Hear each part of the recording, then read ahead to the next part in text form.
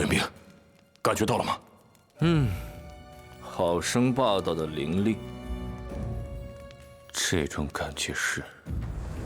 北洛，带着这么强的杀气，绝不是来帮我的，唯有速速救你，一起干掉那个未知的家伙。天真，不降火皇。太尉大人的米全部被火焰挡住了！逮住他！易如反掌！来了！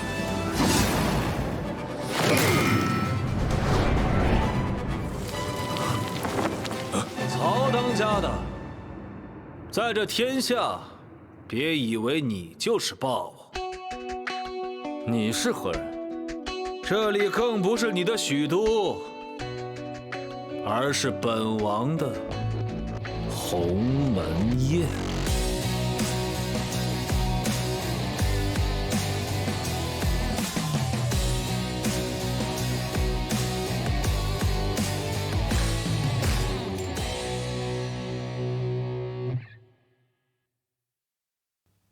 向昆仑，去营殿的老大。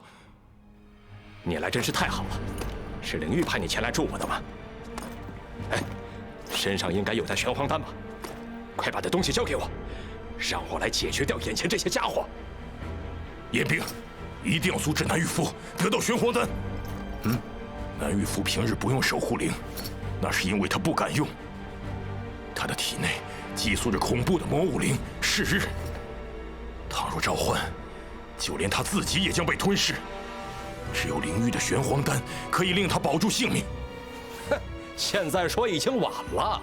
南玉夫，你这个朝廷的试验品，有什么资格对我下命令？你说什么？灵玉给你提供玄黄丹，也只是在完成任务后的奖励。可今日你却捅出这么大的篓子。玄黄丹，我身上倒是带了，只不过怕你没命取啊！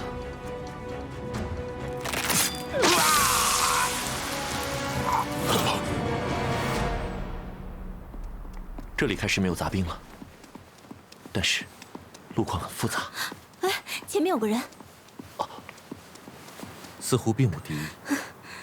请问林甲军的大本营怎么走？喏。